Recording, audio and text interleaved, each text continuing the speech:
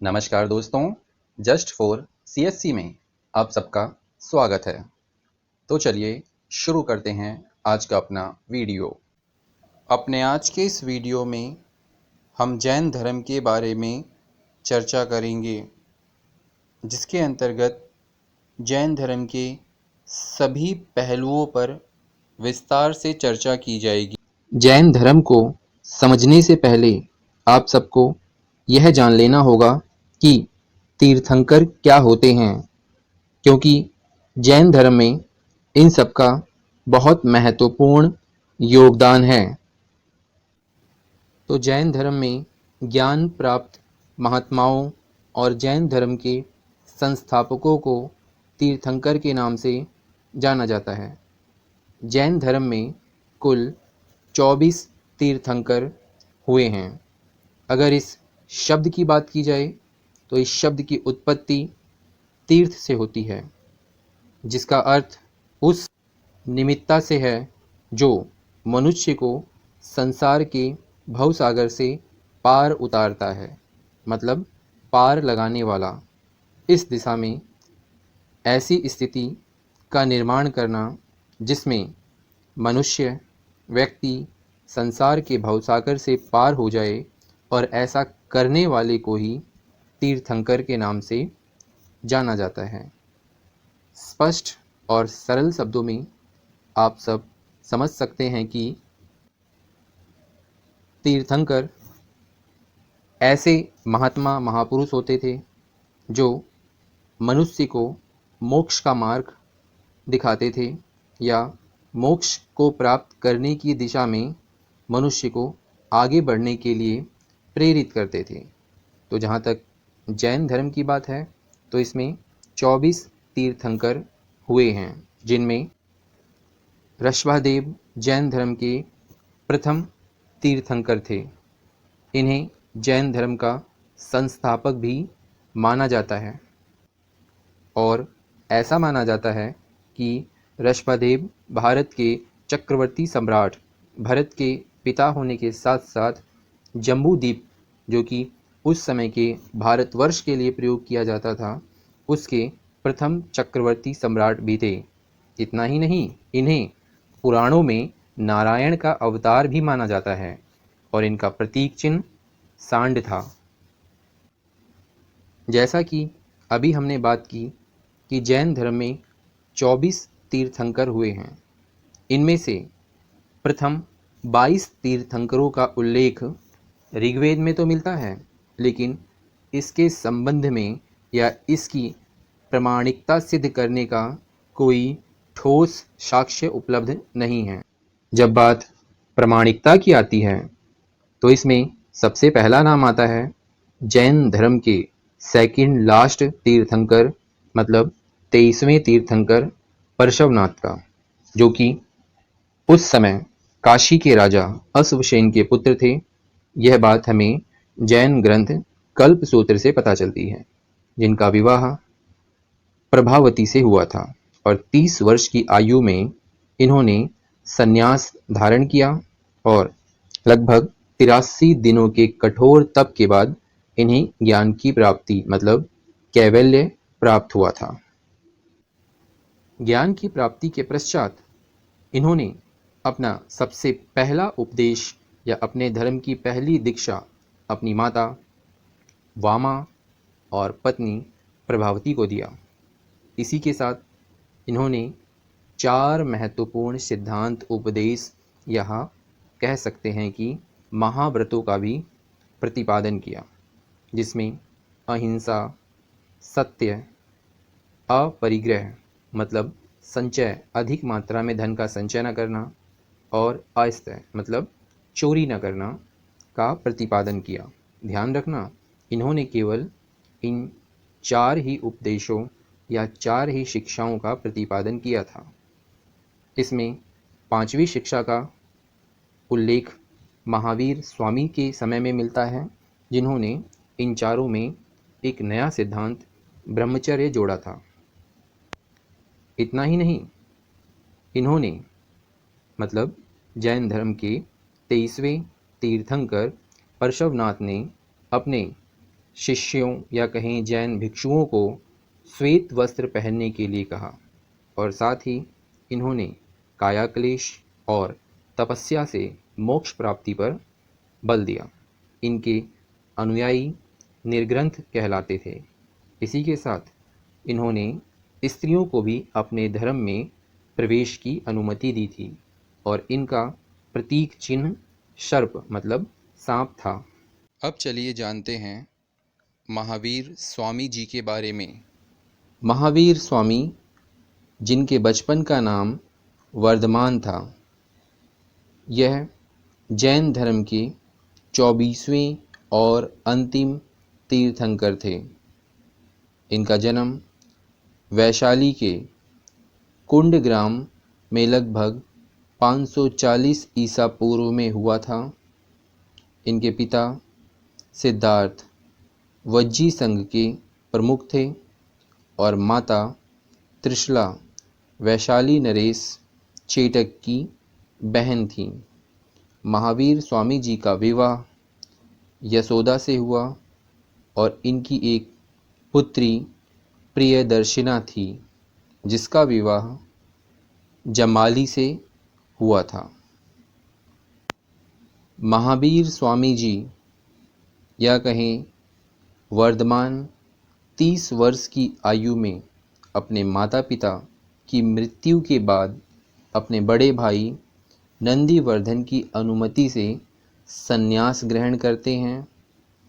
प्रारंभ में इन्होंने वस्त्र धारण किया, लेकिन 13 माह बाद पूर्णतः नग्न हो गए, मतलब इन्होंने अपने वस्त्र भी त्याग दिए और 12 वर्षों की कठिन तपस्या के बाद जाम्भिक ग्राम के समीप ऋजुपालिका नदी के तट पर साल वृक्ष के नीचे वर्धमान या कहें महावीर स्वामी जी को ज्ञान प्राप्त हुआ या कहें उन्हें कैवल्य की प्राप्ति हुई और इसी समय वे कैवलीन कहलाए, क्योंकि उन्हें ज्ञान की प्राप्ति हो गई थी।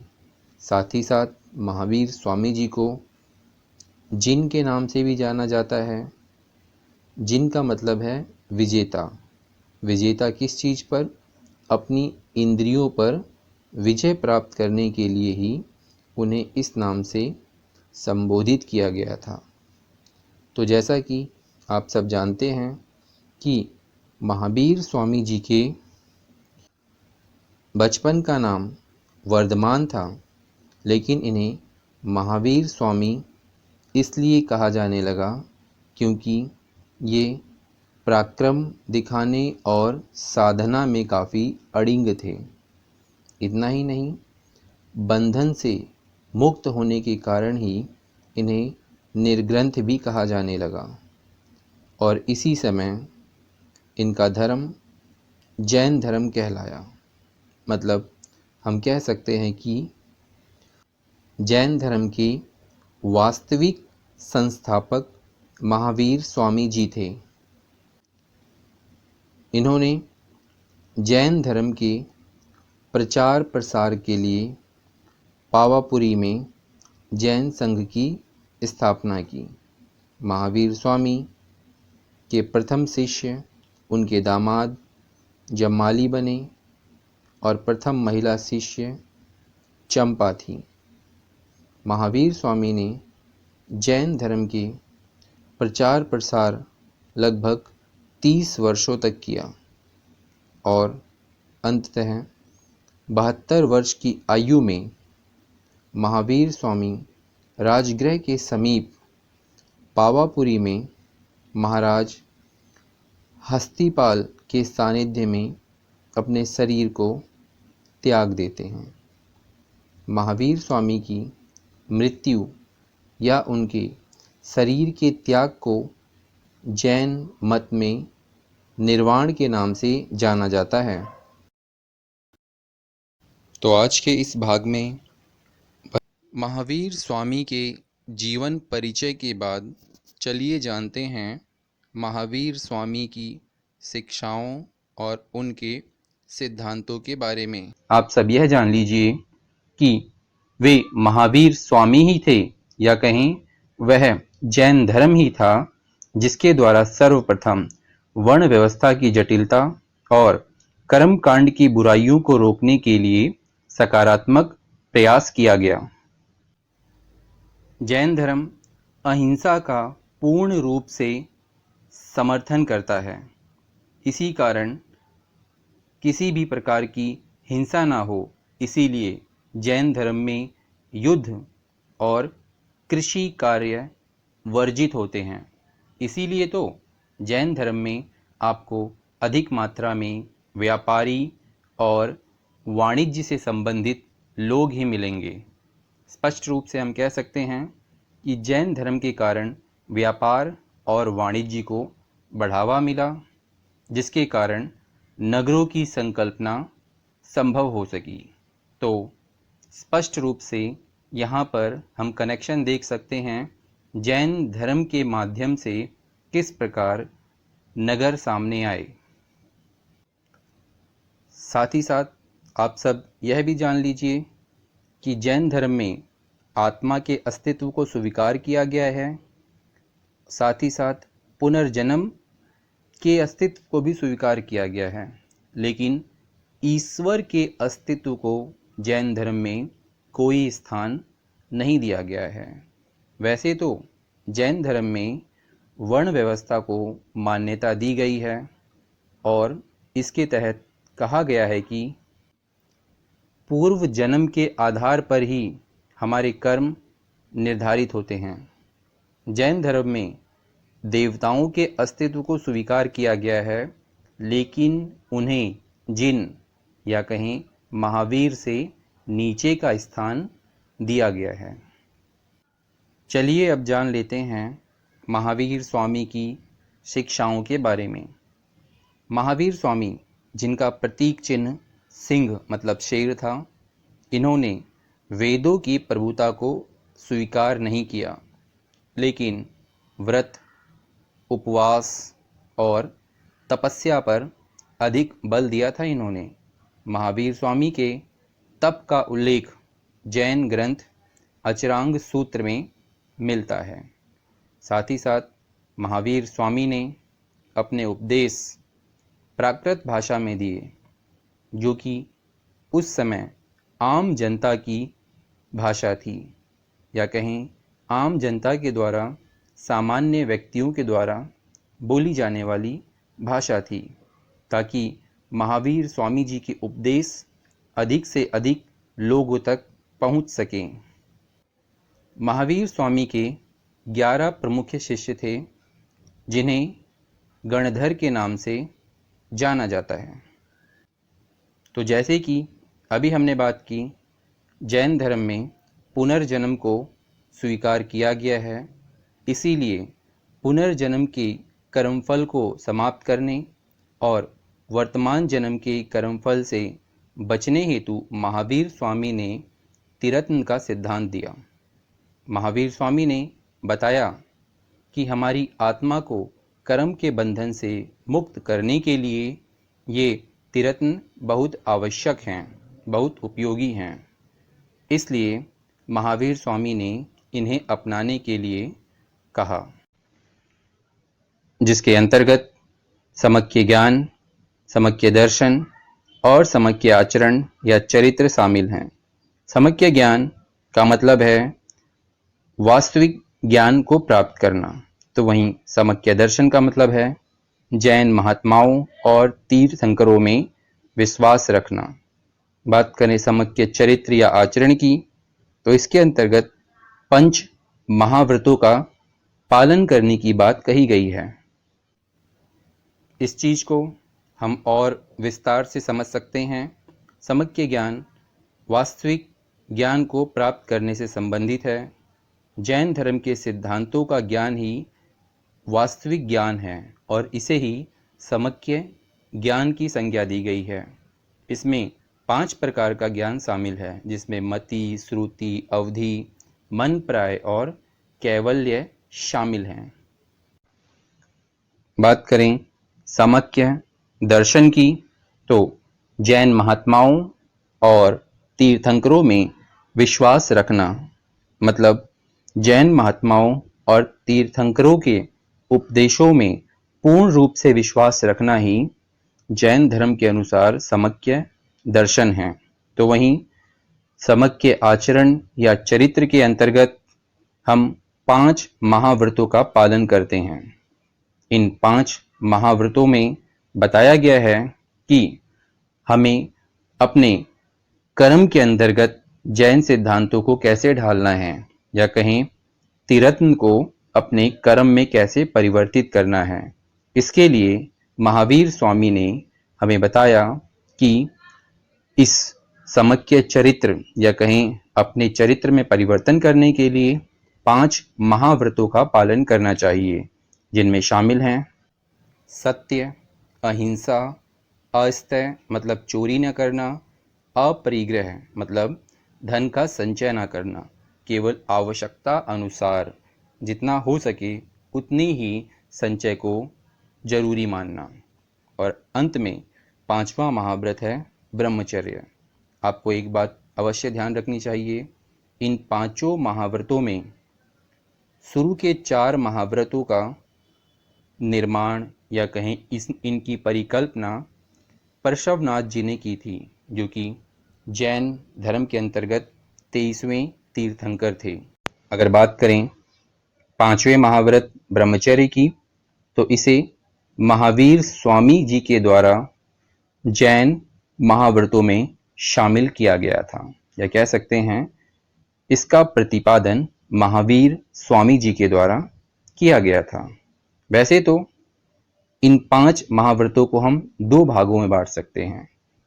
एक तरफ आते हैं 5 अणुव्रत, जो कि गृहस्थ लोगों के लिए पालन करने योग्य होते हैं, और दूसरी तरफ आते हैं 5 महाव्रत, जो भिक्षुओं के द्वारा पालन किए जाते हैं।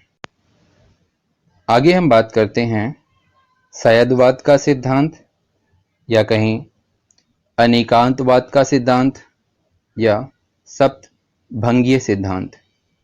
नाम तीनों के अलग अलग हैं, लेकिन तीनों का अर्थ एक ही है। क्या? ज्ञान की सापेक्षता का सिद्धांत।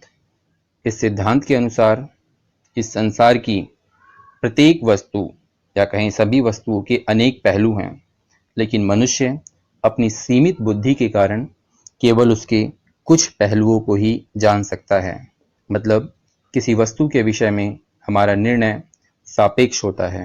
ना तो हम किसी वस्तु को पूर्णतः स्वीकार कर सकते हैं, ना ही पूर्णतः अस्वीकार कर सकते हैं।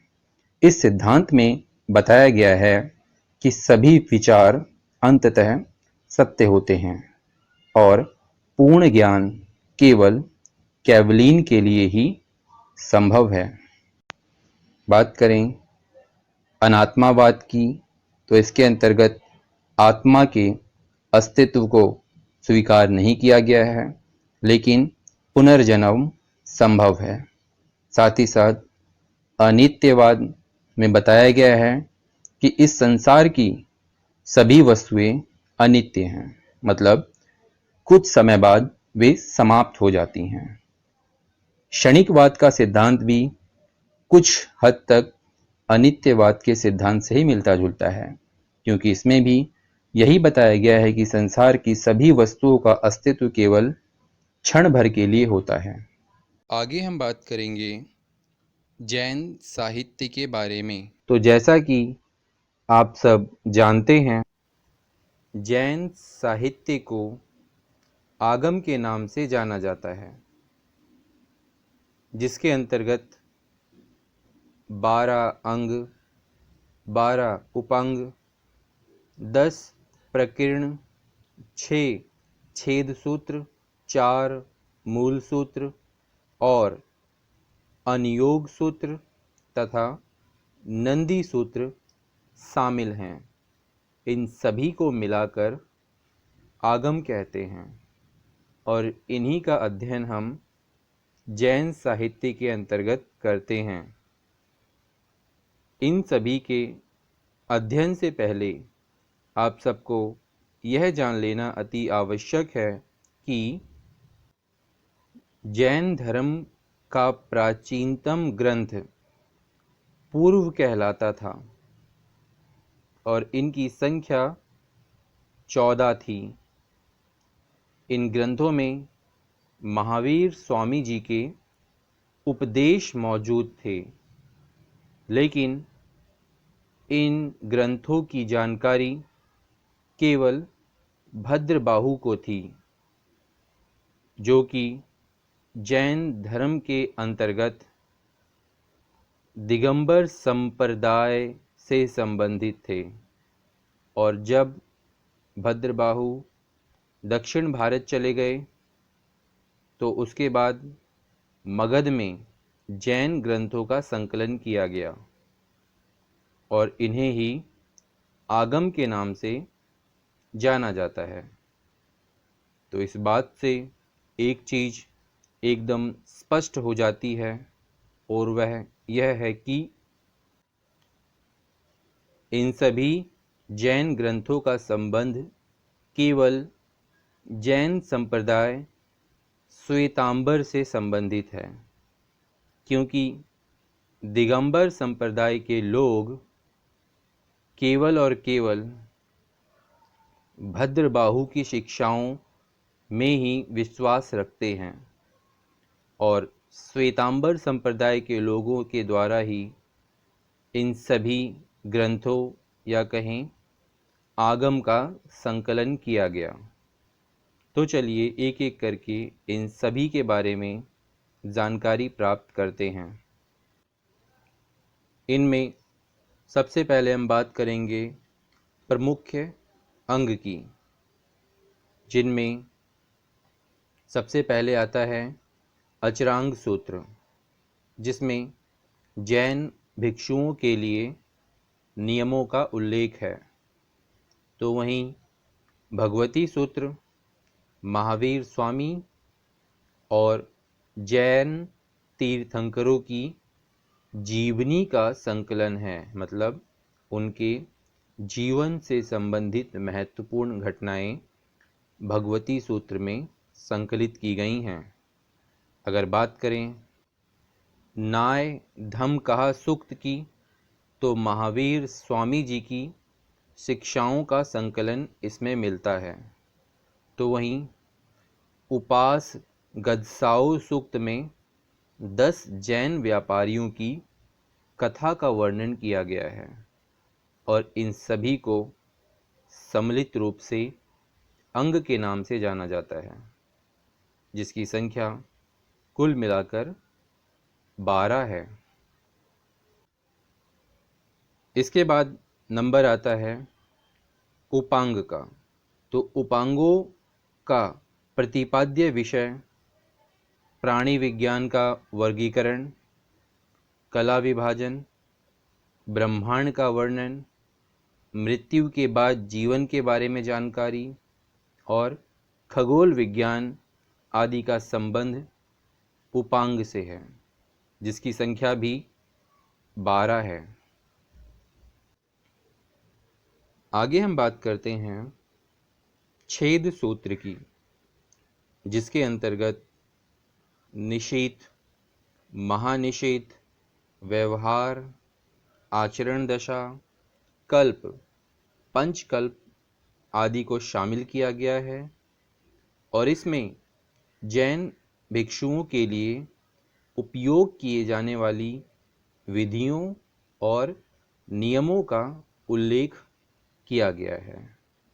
तो वहीं मूल सूत्र में निम्नलिखित 4 ग्रंथों को शामिल किया गया है, जिसमें महावीर स्वामी के उपदेश या कहीं जैन धर्म के उपदेश, जैन भिक्षुओं के लिए नियम और कर्तव्य तथा विहार में जो कि जैनों के रहने का या जैन भिक्षुओं के रहने का स्थान हुआ करता था, वहाँ पर रहने के लिए नियम, कर्तव्य आदि का वर्णन मूल सूत्र में मिलता है। इन 4 मूल सूत्रों में उत्तरायध्यन, क्षणावश्यक, 10वें कालिक, पिंड नियुक्ति और पाक्षिक सूत्र शामिल हैं।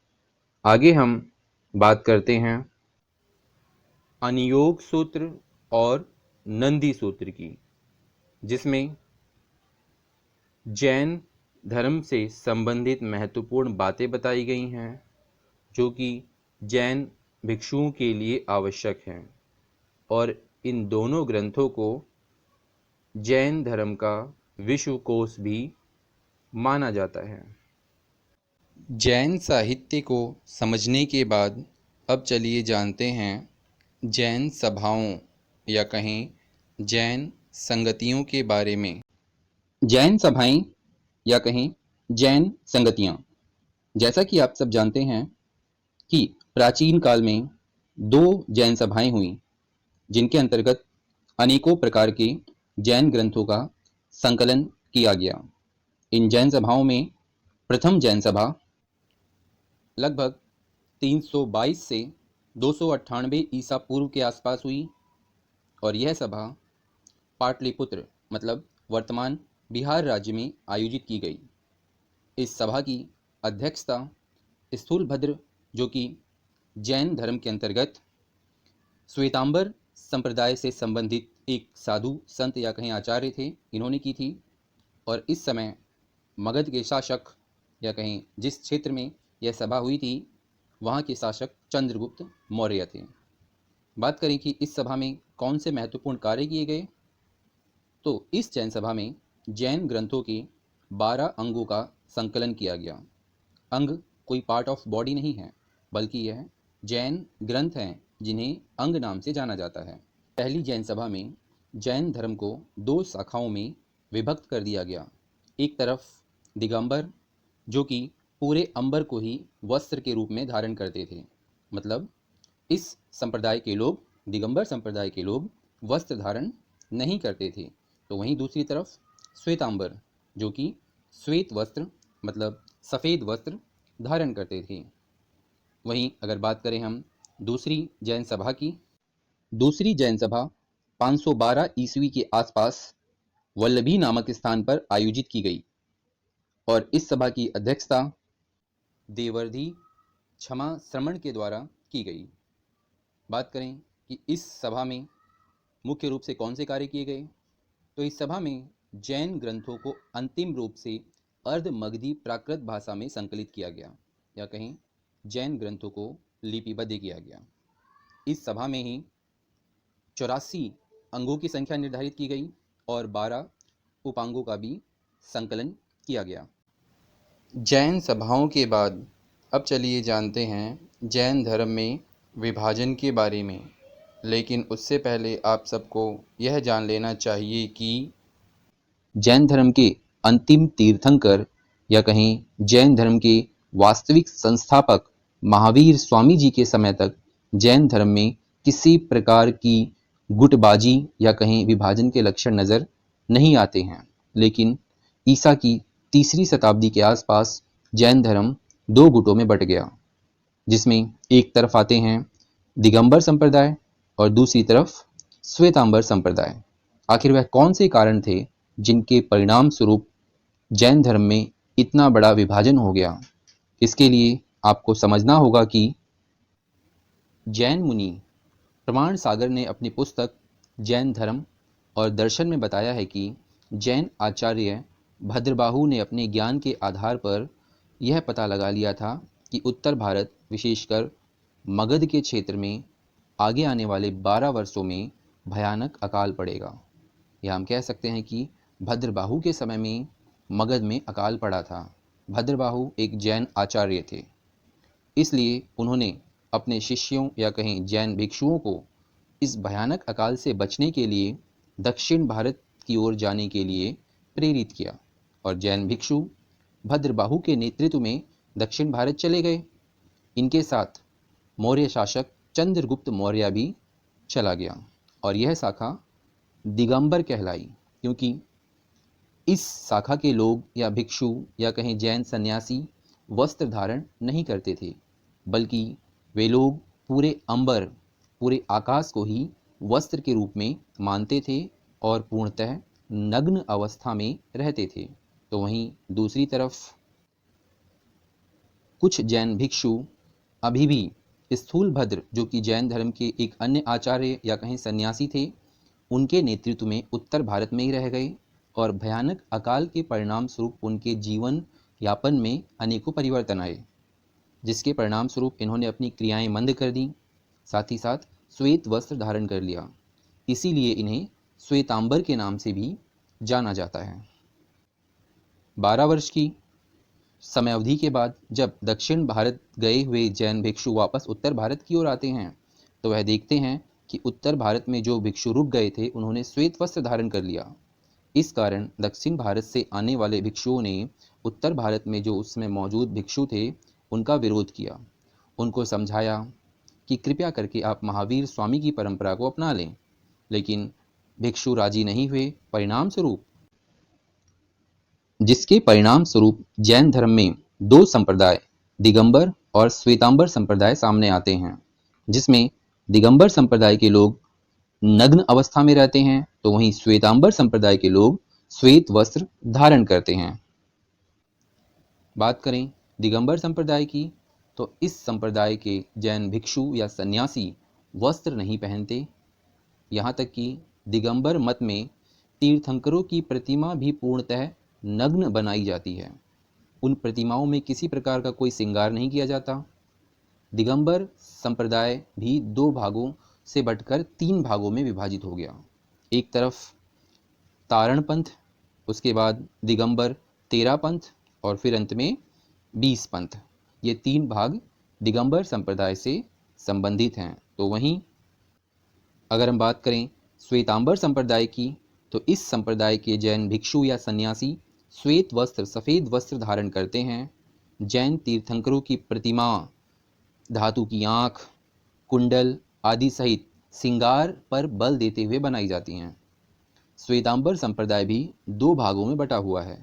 एक भाग मूर्ति पूजक है और दूसरा भाग अमूर्ति पूजक है।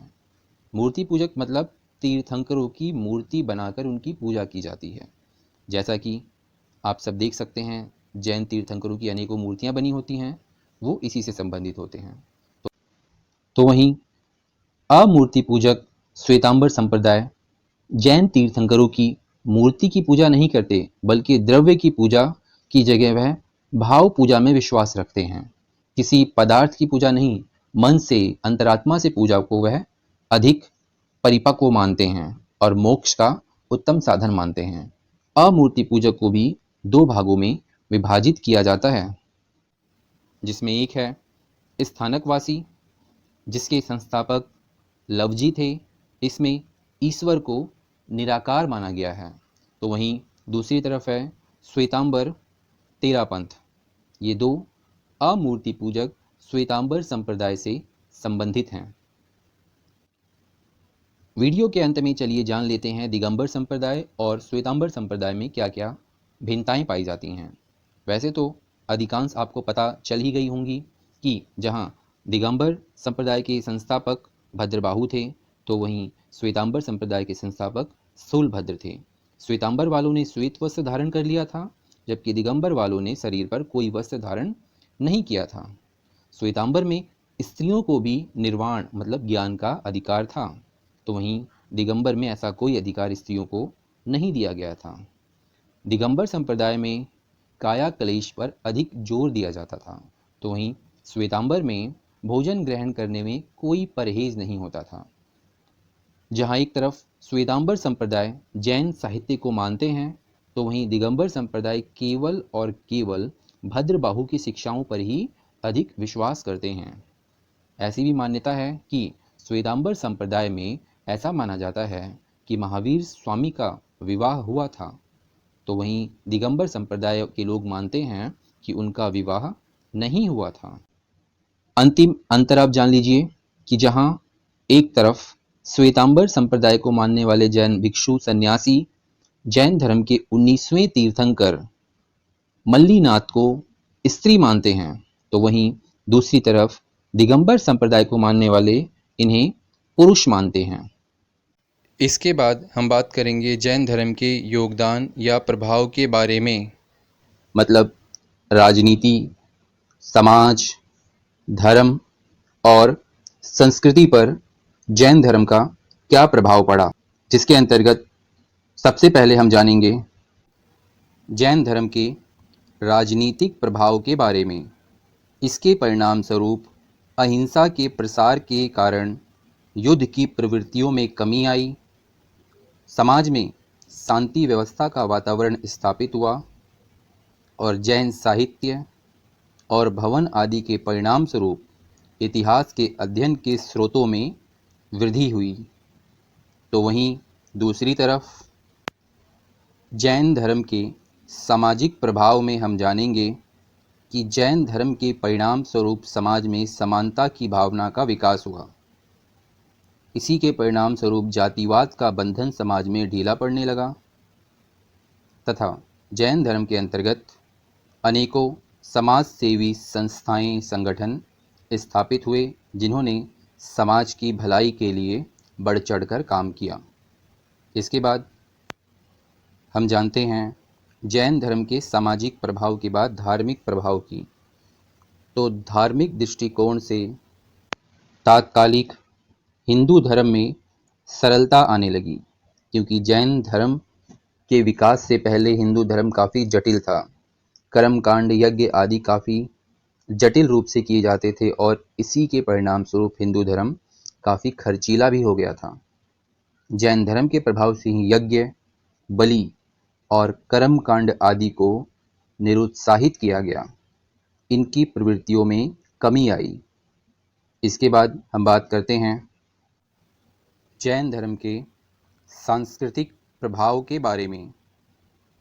तो जहाँ एक तरफ जैन साहित्यों की रचना हुई, साथ ही साथ जैन धर्म के परिणाम स्वरूप स्थानीय भाषा या कहें प्राकृत भाषा को बढ़ावा मिला। जैन चित्रकला, मूर्तिकला और भवन निर्माण की एक नई शैली का विकास हुआ, जिसने भी हमारी सांस्कृतिक विरासत में महत्वपूर्ण भूमिका निभाई। तो ये सब कुछ महत्वपूर्ण प्रभाव थे जिन्होंने समाज के राजनीतिक, धार्मिक, सांस्कृतिक परिवेश में परिवर्तन किया।